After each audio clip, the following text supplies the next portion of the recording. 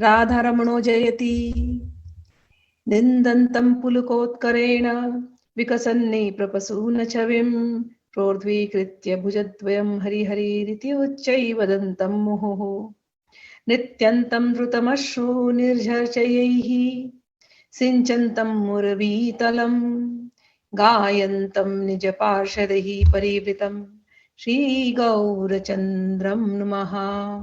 हम तो राधा निवा कुंज में बैठी हैं, बहुत देर से बैठी थी और ये तो आए नहीं, तो अब क्या किया जाए। थोड़ी देर में जो सरस्वती है वो बाहर गई और बाहर जाकर के ढूंढा उसने कृष्ण को। कृष्ण कहीं खो गए थे तो कृष्ण को लेकर के आई हैं। पहले तो राधा ने बहुत गुस्सा हुई, लेकिन फिर जब उनको पता चला रे नहीं ये तो सच में रास्ता खो दिए थे, तो राधा ने उनको गले लगाया है और फिर वो ठीक हो गए। अब एक दूसरी लीला चलती है यहाँ पर आगे, ठीक है। तो उसमें वेणुः करानि पतितः स्खलितं शिखण्डं भ्रष्टं च पीतवसनं व्रजराजसुनोः यस्याः कटाक्षशरघात् विमूर्छितस्य यस्तां राधिका परिचरामि कदा रसेन। कहती है, मुझे ताम राधिका परिचरामी कदा रसेन, मुझे कब वो दिन आएगा जब मैं आपकी अनुराग सहित परिचर्या करूंगी, मैं आपकी सेवा करूंगी। मुझे उनको स्मरण हो रहा है, उनको स्फुरणा में गए ना, वापस से उनको लीला दिखाई देती है। तो उस भावराज में गए तो कह रहे हैं कि वो कटाक्ष बाण आपके, जिससे आपने ब्रजेंद्र नंदन पर चलाया था वो कटाक्ष बाण, और उससे ब्रजेंद्र नंदन जो है वो मूर्छित हो गए थे और उनके हाथ से मुरली गिर गई थी और उनका मोर मुकुट खसक गया था और पीतांबर उनकी भ्रष्ट हो गई थी। हे राधा रानी, वो आपके चरणों में पड़े थे, वो बिहारी जी आपके चरणों में पड़े थे। हे राधा रानी, मुझे कब आपकी सेवा का मौका मिलेगा, कब वो अवसर मुझे पुनः प्राप्त होगा। आप इतने प्रेम में थी और भगवान इस प्रकार से आपके चरणों में गिरे थे। एक और श्लोक लेके फिर उसका पूरा भाव बताती हूँ उसके। तस्या अपार रस सार विलास मूर्ते आनंद कंद परमाद्भुत सौम्य लक्ष्म्याः ब्रह्मादि दुर्गम गतेर विश्वभानुजायाः कैंकर्यमेव मम जन्मनि स्यात्। कहते हैं, मुझे कब जन्म जन्मों में बारंबार मुझे एक ही मेरी इच्छा है कि मैं आपकी ये कैंकर्य सेवा करती रहूं।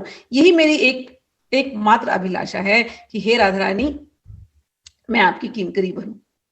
बार बार मुझे जन्म लेने से अब चिंता नहीं, अब डर नहीं लगता। हाँ, हर जन्म में एक ही कृपा करना कि हमें ये मंजरी भाव दे देना और हम हर जन्म में आपकी हम सेवा करते रहें। आप जो अनंत विलास रस की मूर्ति हैं, आप जो आनंद राशि की मूल हैं, विचित्र मनोरम संपद रूपिणी है और जिनकी लीलाएं ब्रह्मादि देवगण भी उनके लिए भी दुर्गम है।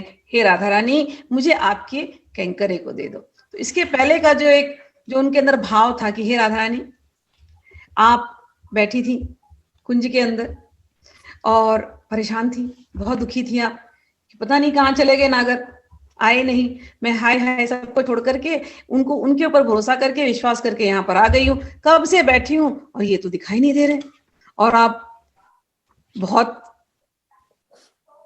दुखी थी।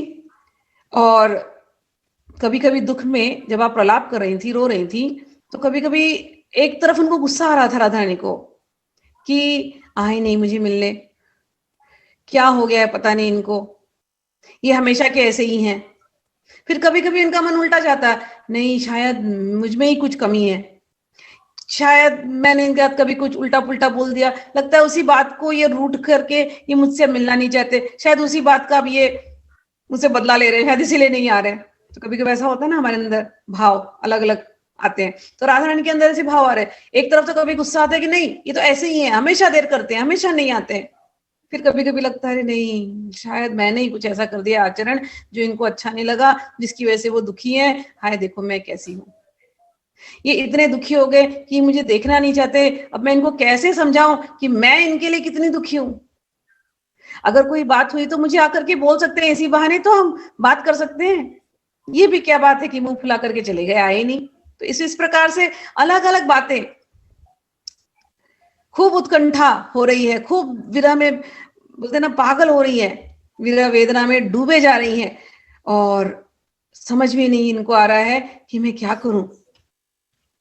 और तब जो सखी है सरस्वती कहती मैं जा रही हूँ, इनको ले गई कुंज में, बोली आप बैठिए यहाँ पर, मैं जा रही हूँ उनको ढूंढ करके लेकर के आती हूँ। अब राधा रानी विलाप कर रही हैं, बैठी हैं, अन्य सखियां हैं वहां पर, उनको देख रही हैं, लेकिन सरस्वती गई, जा रही है जंगल में। जब उस कुंज में जा रही सरस्वती तो दूर से कहीं से हंसने की आवाज आई, हंसने की आवाज आई। तो बोले हंसने की आवाज आ रही है, दो तीन, तो नजदीक नजदीक गई उस कुंज के पास। कुंज के पास जैसे ही नजदीक गई, नागर की खुशबू उसको आने लगी सरस्वती को। सरस्वती ने यहाँ क्या कर रहे हैं कृष्ण, जा करके ऐसे छुप करके देखा कुंज के अंदर। अच्छा, चंद्रावली का कुंज है और यहाँ ये नटवर नागर ये हंस रहे हैं इनके साथ, और वहां मेरी स्वामी रो रो के बिलख बिलख करके प्राणों को, ऐसे उनको लग रहा है कि अभी हृदय फट जाएगा, उनके प्राण वो त्याग देंगे। इनको देखो, इनको ये क्या कर रहे हैं। आया सरस्वती को गुस्सा, गई कुंज के अंदर। अब सब चौंक करके देखे क्या हो गया भाई, क्या हो गया, और ऐसे आंख बड़ी करके दिखाई बैठ के पहले तो कृष्ण को। ये मंजरी कर सकती है, क्यों, क्योंकि राधा रानी की सेविका है पहले तो, इनके लिए तो राधा रानी ही सब कुछ है ना। कामिनी को दुख दे दिया किसी ने, और मंजरी के अंदर जो है ऐश्वर्य का भाव नहीं है। ये कोई ब्रह्मांड, अखिल ब्रह्मांड नायक भगवान श्री कृष्ण पर ब्रह्म, ऐसा इनके अंदर भाव नहीं है। ये तो हमारे प्रिया जी के प्रियतम है। हमारी प्रिया जी इतना सब कुछ करके इनके पीछे पीछे आई है संकेत कुंज में, और इन्हें जरा शर्म नहीं आती, जरा लाज नहीं आती। यहाँ पर बैठ के चंद्रावली से हंस रहे हैं, ये भूल भी गए कि समय क्या हो गया, अर्धरात्रि की वेला हो गई है। गई ऐसे गुस्से में देख रही है। अब चंद्रावली का मुंह भी ऐसे फीका, वो समझ में नहीं आ रहा उसको क्या करें, और देखी गुस्से में, और वहां से क्रोध से निकल गई वापस। भगवान ने देख लिया, भगवान की समझ में नहीं आ रहा अब क्या करूं, और यहां से निकल नहीं सकते। चंद्रावली ने 2 मिनट देखा, बोला चलो ठीक है, आई थी मंजरी, आई थी चली गई, क्या है, हाँ, और लगी फिर बात करने कृष्ण से। मंजरी बाहर गई, मंजरी सोचने लगी कैसे मैं निकालूं इनको, अभी क्या करूं मैं इनको, क्योंकि ये चंद्रावली तो छोड़ने वाली नहीं है। तो मंजरी दूर से गई और चिल्ला रही है, आवाज देने लगी, अरे कृष्ण की धौरी गैया को किसी ने चुरा लिया, वो कंस के कोई आए थे, वो लगता है वो धौरी गैया को कोई चुराए जा रहा है, कोई आओ बचाओ बचाओ धौरी को। धौरी क्या है, धौरी उनकी सफेद गाय है कृष्ण की। और कंस के ये जो अनुचर आए हैं, फॉलोअर्स, ये कौन है, ये वो विरह वेदना। तो ये वहां से चिल्ला रही है, अरे उस धौरी गाय को कंस के अनुचरों ने आकर के पकड़ लिया है, कोई तो आओ उसको बचाओ, नंद महाराज नहीं बचा पा रहे हैं, चलो आओ आओ। तो ये यहां से सुनती है ये कुंज में। तो भगवान बोलते हैं, अरे देखो देखो, मुझे जाना चाहिए, मुझे जाने दो, हे चंद्रावली, मैं चाहता हूं यहाँ से। वो बोलते क्यों जाते हो, आप रुक जाओ ना, वहां है ना बलराम वगैरह संभाल लेंगे।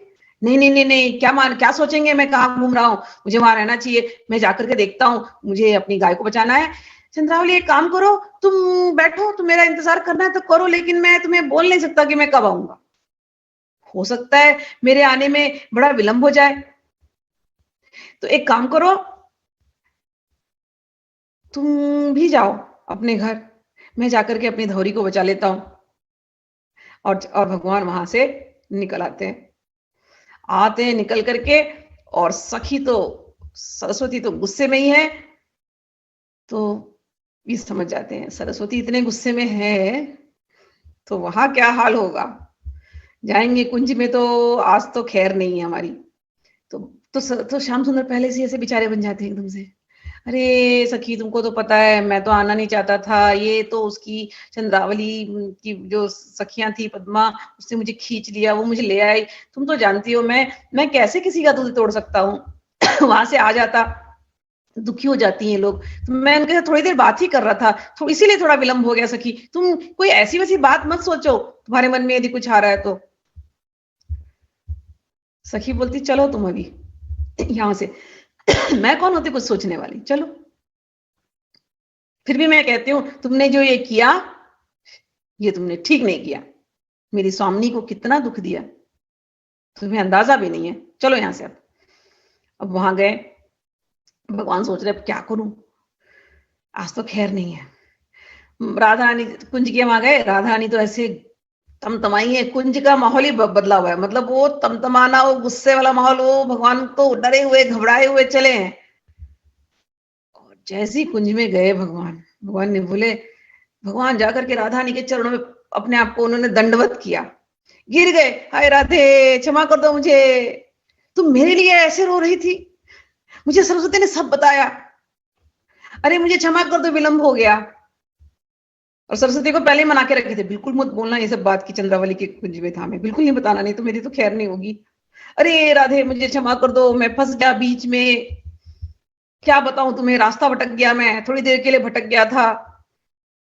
ऐसे ऐसे मायावी शक्ति है इस कुंज में, तुम्हें पता नहीं है। मैं थोड़ा सा रास्ता भटक गया, इसलिए विलंब हो गया, लेकिन तुमको मेरी वजह से तकलीफ होनी पड़े। हाय राधे, मुझे इतना दर्द दुख हो रहा है, मुझे इतना दर्द हो रहा है। ऐसे करके गिरे हैं, और गिर करके उनका मुकुट यहाँ गिरा, उनकी पीताम्बरी फंसी है, क्योंकि गिरे ऐसे धाम से आकर के, तो पीताम्बरी में फंस करके पीताम्बरी खुल रही है, और बांसुरी कहीं जा रही है। और लगे जोर जोर से रोने, मेरी राधा, राधा को मैंने ऐसे तकलीफ दे दिया, मुझे ऐसा नहीं करना चाहिए था, मैं भी कैसा हूं, हाय खुद को ही। अब वो ऐसे रो रो के विलाप कर रहे हैं, तो राधा रानी देखी, अब अपने श्याम सुंदर को रोता हुआ राधा रानी देख सकती है क्या? सारा गुस्सा एक मिनट में ठंडा। है मेरे कृष्ण, है मेरे श्याम सुंदर, आप क्यों रो रहे हैं, कोई बात नहीं है।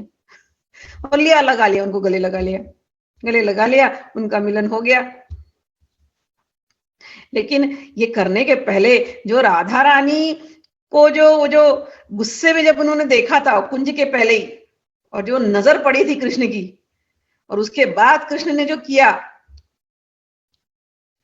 सखी कहती हैं, मैं वो कटाक्ष शरघात, मैं वो कटाक्ष शरघात फिर से देखना चाहती हूं, जिस कटाक्ष की वजह से श्याम सुंदर मूर्छित होकर के गिर पड़े थे, उनकी वेणु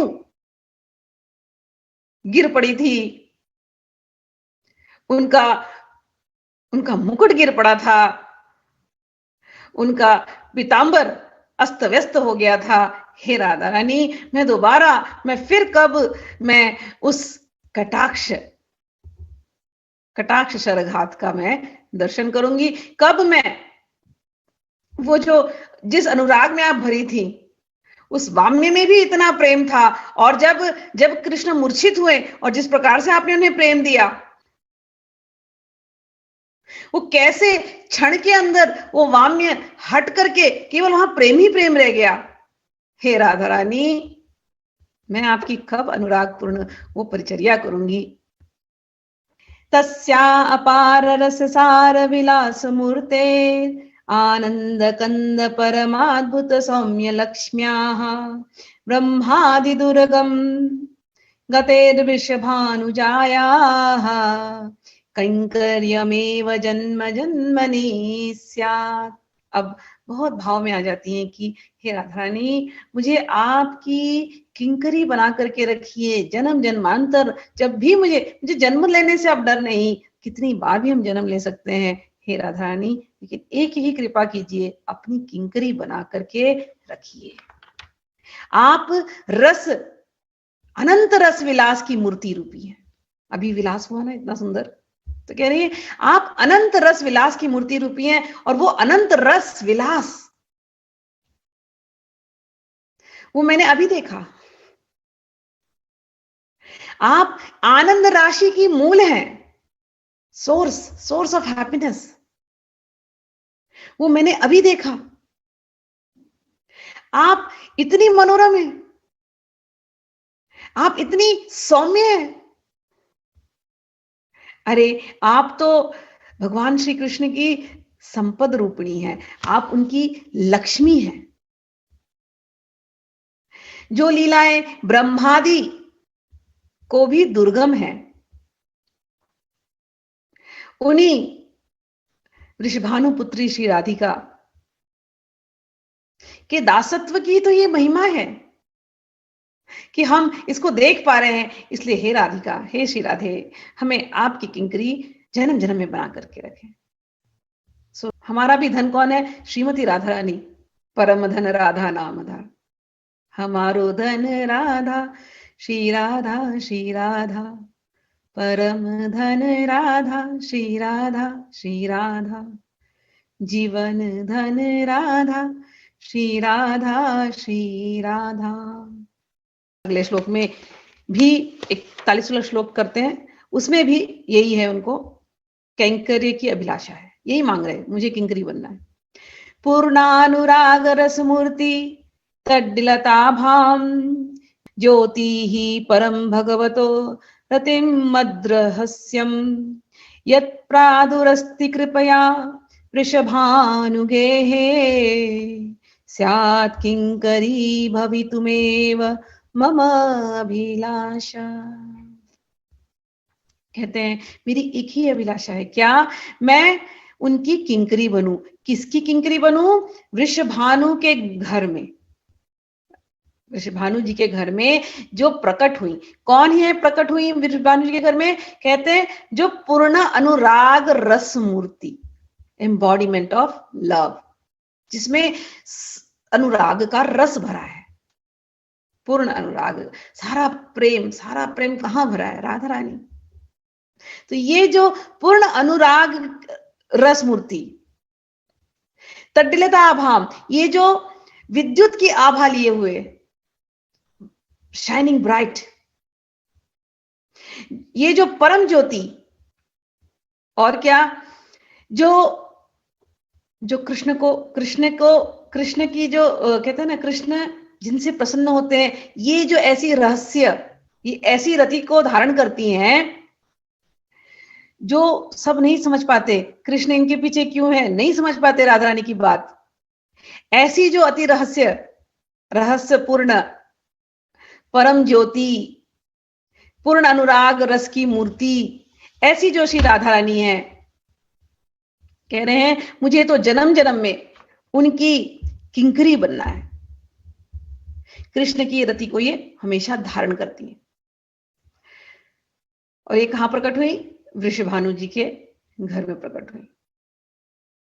तो ये भगवान, मतलब राधा रानी का हम लोगों को पता है प्राकट्य का कहानी। एक ब्रह्मांड पुराण, कोई लोग कहते हैं कि 1 साल पहले पैदा हुई थी राधा रानी, ब्रह्मांड पुराण में 1 साल बाद में पैदा हुई, ऐसा भी है।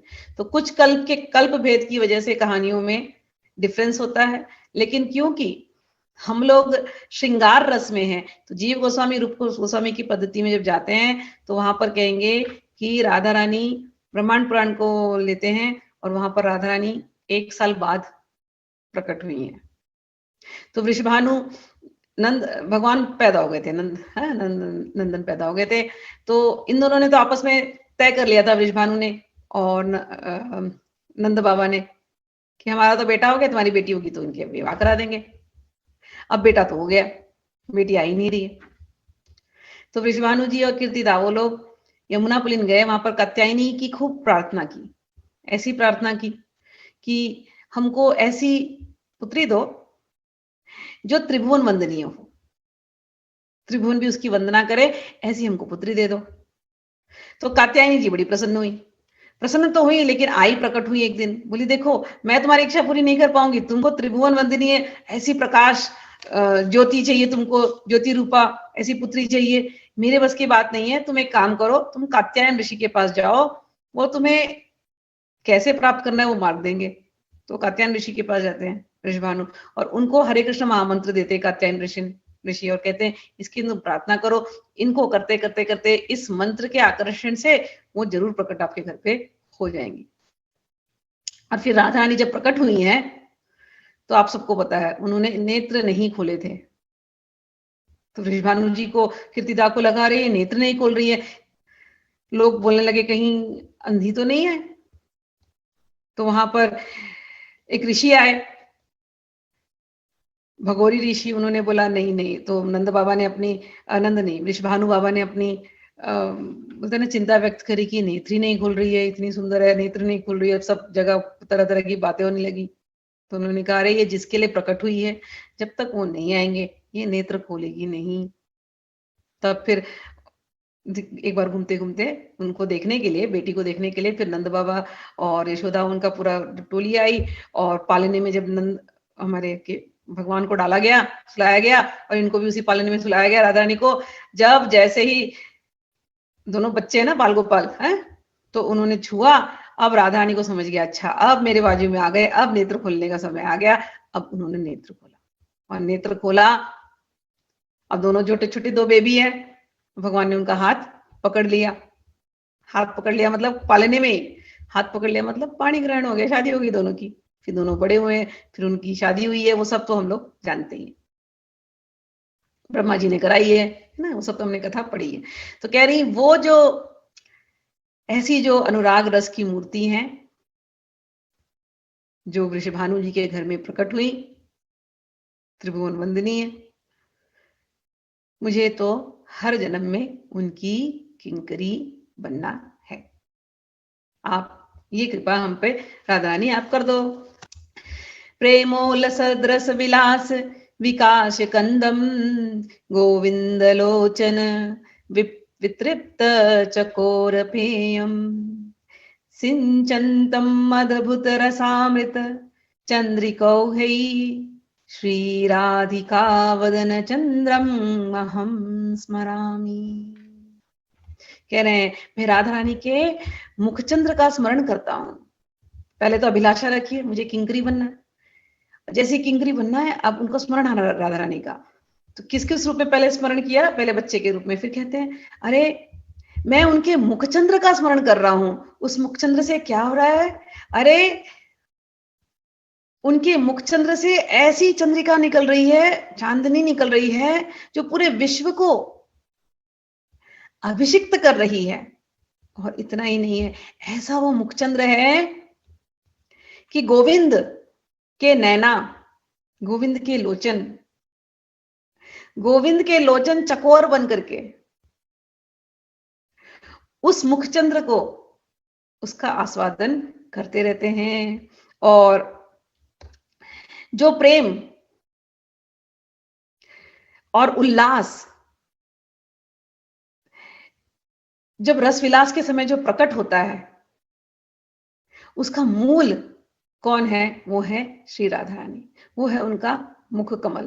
तो कह रहे हैं मुख चंद्र, तो कह रहे हैं मुझे उस मुख चंद्र का स्मरण हो रहा है, जिस मुख चंद्र को देखते ही गोविंद के नैना चकोरवत हो जाते हैं, और वो एक टक लगा करके उस मुखचंद्र का अमृत लेते रहते हैं। रस विलास जब होता है तो गोविंद जब उस मुखचंद्र को देखते हैं तो वो बावले से हो जाते हैं, दीवाने से हो जाते हैं। और उस समय पर जो उल्लास, जो प्रेम का आदान प्रदान होता है, मैं उस राधा रानी के मुखचंद्र, चंद्रमा जैसे बोले राधा रानी का मुख, आह कितना सुंदर। सोचो अंधेरा का समय होता है, अंधेरे में राधा रानी की का चेहरा कितना सुंदर चमक रहा है, चांदनी की जैसे, और भगवान उसको देख रहे हैं। एक टक भगवान की नजर एक मिनट के लिए बंद नहीं होती, ऐसा सुंदर, ऐसा लावण्य, ऐसी छवि। तो कह रहे हैं मुझे बस उसी मुखचंद्र का स्मरण हो रहा है। आगे बोलते हैं, इसमें भी इनको एक मुखचंद्र का जो स्मरण हो रहा है, तो उसमें एक लीला, हमेशा इनको लीला याद आती, तो उसमें एक लीला होती है। एक बार क्या हो गया, कुंज में बुलाया गया और भगवान को पहले ही भेज दिया था सखियों ने, ठीक है, कि भगवान ने बोला था देखो आज कुंज को मैं सजाऊंगा, मुझे सजाना है अपने हिसाब से। तो सारी सखियां बोली अरे आप क्यों सजाएंगे नागर, हम सजाते हैं, आप तो बैठिए ना, आप बोल दीजिए हमको, हम कर देंगे आपको जो करवाना है, लेकिन आप मत सजाइए, हम करेंगे। कृष्ण भगवान बोले नहीं नहीं नहीं नहीं, मैं करूंगा। जब राधा रानी रहती है ना तो कृष्ण भगवान एकदम भोले बन जाते बेचारे, उधर ना वो एकदम सीधे साधे, मतलब उनसे सीधा कोई है ही नहीं। और जब राधा रानी नहीं रहती ना तो ये अपना ही चलाते हैं, फिर ये इनको जो हट है इनको करना वही करते हैं। तो सखिया बोल रही मत, आपको करने की जरूरत नहीं। नहीं नहीं बिल्कुल नहीं, तुम लोग हाथ ही मत लगाना, आज मेरा काम है, चुप रहो, मुझे ही करने दो, चलो दूर हटो सब लोग, चलो दूर हटो। अब सखिया वहां खड़ी है, और यही राधा रानी होती ना तो ऐसा नहीं हो पाता। तब तो हाँ, जो राधा रानी को पसंद है तुम्हें लोग करो। हम लोगों ने देखा है ना, पहले राधा रानी ने बुलाया इनको, सखी को बोला मेरे बाल बनाओ। भगवान जब आए, अरे तुम हटो मैं बना रहा हूँ, बोलते नहीं, सखी बोलती नहीं तुम नहीं बना सकते, हमको मिला ये सेवा, हम बनाएंगे। सखियां छोड़ती नहीं है सेवा। लेकिन जब उस दिन राधा रानी नहीं थी तो भगवान घुस गए कुंज में, बोले अब तुम हटाओ, मुझे ही करना है। तो भगवान ने सुंदर सुंदर सैया सजाई, भगवान ने पूरा कुंज सजाया, सजा करके एकदम रखा। और वहां पर महल में ऑलरेडी दो सखियां चली गई थी, राधा रानी को वहां पर सजा सजा के, चलो राधा रानी, अब बताए नहीं कि आज भगवान यहाँ मिलने वाले, किसी को कुछ पता नहीं, सब सीक्रेट था, ये एकदम सरप्राइज, भगवान को देना था सरप्राइज। तो वहां पर वो दो सखियां राधा रानी के पास गई, बोली राधे क्या कर रही हो, चलो थोड़ा सा फूल वूल चुनाते हैं, थोड़े से फल ले आते हैं, थोड़ा विहार कराते हैं। राधा रानी बोली इस समय विहार करना, फूल चुनने जाना इस समय? हाँ क्या यहाँ पर बैठे बैठे क्या करना है, वैसे भी कुछ करने रहे, चलो बाहर चलते हैं, हवा खाई आते हैं थोड़ा यमुना के पास। चलो ठीक है। अब लेते लेते ले गए वहां पर कुंज के पास। इन्होंने तो दूर से ही सूंघ लिया, अच्छा तो ये सखियों का ये बात थी, मुझे ये कुंज में ले आना चाहते थे। ठीक है, अंदर ले गए कुंज में। अब कुंज में ले गए, अब राधा रानी तो दिखाने वाली तो है नहीं खुशी, तो राधा रानी ने थोड़ा से नखरे दिखाया, कहाँ ले आए तुम मुझे? अब दिखा, सब देख रहे, कुंज उन सब देख रही है, लेकिन समझ भी गई कि ये इनका ही सजाया हुआ कुंज है, छाप उनकी लग रही है, लेकिन कुछ बता नहीं रही है। हाँ चलो तुम लोग मुझे क्यों लेके आई हो यहाँ पर, अपनी सखियों को बोलती, तुम लोग मुझे क्यों लेके आई हो यहाँ पर, क्या काम है यहाँ पर, चलो यहाँ से देख लो, क्या दिखाने लाई हो मुझे, क्या है यहाँ देखने के जैसा? तो सखियां बोलती अरे थोड़ी देर बात तो कर लो, श्याम सुंदर कैसे हो, तुम क्या कर रहे हो यहाँ पर, क्या हो रहा है श्याम सुंदर? सखियां पूछ रही हैं राधा रानी के लिए, राधा रानी मुंह फुलाए बैठी है। सखियां पूछे, सरस्वती पूछती श्याम सुंदर क्या कर रहे हो यहाँ पर इस कुंज में? तो श्याम सुंदर कहते अरे मैंने ये कुंज सजाया, मुझे क्या हो गया था तुम जानती नहीं हो सरस्वती, मैंने गौरी मंत्र की खूब साधना की। तो गौरी देवी, गौरी मतलब देवी, मतलब मैंने गौरी मंत्र की खूब साधना की, तो गौरी जी प्रसन्न होकर के मुझे उन्होंने कहा तुम जाओ, तुम एक सुंदर कुंज सजाओ, और उस कुंज में एक ज्योतिष आएगा, वो तुम्हारी भविष्यवाणी बताएगा। तो मैंने ये कुंज सजाया उस गौरी के लिए, ठीक है? तो राधा रानी वहां से देखती है, हाँ जैसे सबसे बड़े साधक तो यही है, हम तो पता नहीं, हम तो ऐसे ही हैं बस, हम तो सारे ये परम साधु हैं, हम तो बस असाध्वी लोग हैं, यही बस एक कुंज सजाते हैं और गौरी को वहां याद करते हैं। गौरी कौन है भाई, चंद्रावली है क्या? पहले वाला उनको थोड़ा सा ये था रोष, क्योंकि बाद में पता चला होगा, बताया होगा सखी ने बातों बातों में कि ये चंद्रावली के पास थे, तो आज मौका मिल गया वो ताना कसने का। बोले हाँ ये परम साधु, ये गौरी को भजन करते हैं, है हमारे यहाँ चंद्रावली, करते होंगे भजन, बनाया होगा कुंज वंज उसके लिए। तो भगवान कुछ बोले नहीं। फिर बोले अरे सरस्वती तुझे पता है ज्योतिषी आया फिर यहाँ पर? अच्छा क्या हुआ फिर? ज्योतिषी ने क्या कहा? ज्योतिषी ने बोला हे कृष्ण, आज ना कोई तो तुमको ना कोई तो स्वर्ण माला, सोने की माला, तुम्हें कोई तो एक स्वर्ण माला आकर के ना आज तुम्हारे गले में पड़ेगी, मतलब तुमको मिलेगा एक स्वर्ण माला, तो कोई स्वर्ण माला आकर के तुम्हारे कंठ का अलंकार बनेगी आज। तो ये कृष्ण बोल रहे हैं, सखी सुन रही है और राधा रानी सुन रही है, कोई स्वर्ण माला आकर के इनके कंठ का हार बनेगी। तो राधा ने बोलती हाँ सखियों, इनको स्वर्ण माला मिलने वाली है, ये गौरी की पूजन कर रहे हैं, हम क्या कर रही है यहाँ पर, ये परम साधु, हम असाध्वी, हम क्या कर रहे हैं यहाँ पर? ठीक है, जब तुम्हारी गौरी आ जाए ना, जब तुम्हारी स्वर्ण माला तुम्हारे पास आ जाए ना, तब हम चले जाएंगे यहाँ से। बोलती जब तक ये सखियों, तुमको एक बड़ा आनंद, सब सखियों को डांटती है, तुमको बड़ा आनंद आता है ना इसकी बातों में, इस लंपट की बातों में, सुनो तुम, सखिया बोलती थोड़ी देर और ना, बैठ जाते ना, क्या है, थोड़ी देर सुन लेते ना, क्या बात है, आए हैं यहाँ तक तो जान तो ले, अपना ही सखा है। और भगवान ले मीठी मीठी बातें कर रहे हैं, आज तो कोई स्वर्णमाला आएगी, मेरे गले का हार बनेगी, और गौरी के लिए मैंने एक कुंज सजाया है। राधा रानी बोलती है जब तक ये सखियां है ना तभी तक मैं यहाँ पर बैठी हूँ, उसके बाद तुमको जो बोलना है अभी बोल लो, उसके बाद हम निकल रहे हैं यहाँ से, हमको यहाँ पर बैठना नहीं है। और ऐसे ऐसे बातें होती हैं, तब तक सरस्वती सखी बोलती है हाँ सच बात है, लगता तो है मुझे कि तुम्हें आज स्वर्णमाला मिल जाएगी। तो कृष्ण बोलते सच्ची सच्ची सरस्वती, तुम्हें लगता है, कैसे लगता है? तो बोलते हैं ज्योतिष की तो बात तो मुझे नहीं पता, हाँ आज तुम सुरतरु के नीचे हो, सुरतरु के पास, सुरतरु माने कल्पतरु, कल्प वृक्ष, कल्प वृक्ष यानी जो विश फुलफिलिंग ट्री। तो कल्प वृक्ष कौन है? राधा रानी। तो सखी कहती है देखो तुम्हारी ज्योतिषी उद्देश्य की बात तो मुझे नहीं पता, हाँ लेकिन तुम्हारी लॉटरी आज जरूर लगी है, तुम आज ना सुरतरु के पास हो, सुरतरु के पास कोई रहता है ना उसकी इच्छा पूरी हो जाती है, उसको तो स्वर्णमाला मिलने वाली है। तो ये बोले हाँ सखी तुमने एकदम सही बात बोला। अब ये सुरतरु जो शब्द बोला ना, ये डबल मीनिंग का शब्द था इसमें। हम लोग कई बार ऐसे चिढ़ाते हैं ना, ऐसे हम बोलते कुछ हैं उसका अर्थ अलग होता है। तो सखी ने सुरतरु सुरतरु सुरतरु, तो भगवान बोलते हाँ तूने सही बात बोला, आज सूरत मिल जाए तो बस वो 3 अक्षर पहले के 3 मिल जाए मुझे ना, साढ़े दो लास्ट वाला चौथा ना भी मिले तो भी ठीक है, मुझे पहले का 3 मिल जाए ना, मेरी तो इच्छा पूरी हो जाए। सूरत यानी कि सूरतरु का पहला 3 वर्ड इज सूरत। तो कहते हैं हाँ तू सही बोल रही है, सूरत मिल जाए तो बाकी मुझे नहीं मिले चलता है। सूरत का अर्थ होता है मिलन, और जब मिलन हो जाएगा और राधा रानी आलिंगन कर लेंगी तो वो आलिंगन कैसा दिखेगा? सोने के माला जैसे दिखेगा ना। तो सरस्वती ने यूं छेड़ा हाँ आज तो तुम सुरतरु के, तुम तो कल्पवृक्ष के पास हो, तुम्हारी इच्छा पूरी हो जाएगी। भगवान बोलते हैं कल्पवृक्ष सब मुझे पता नहीं है, तूने सुरतरु बोला वो भी मैं सुन लिया, लेकिन मुझे केवल वो पहले 3 अक्षर मिल जाए बस, सूरत, बस बाकी का ठीक है। राधा रानी को आई हंसी, और फिर सखी ने देखा, देखो सखी ने बोला राधे स्वामिनी तुम तो हो ना कल्पवृक्ष, तुम हो ना सूरतरु, दे दो ना उनको सूरत। राधा रानी चुप कर। राधा रानी ने उनको भगाया वहां से, जाओ यहाँ से, मैं देखती हूँ इसकी खबर लेती हूँ, इसको क्या चाहिए, क्या स्वर्णमाला चाहिए। और फिर सखियां वहां से निकल पड़ी हैं, बाहर निकल गई, और इन्होंने खुद उनके साथ समय बिताया और राधा रानी के मुख चंद्रिका का दर्शन किया।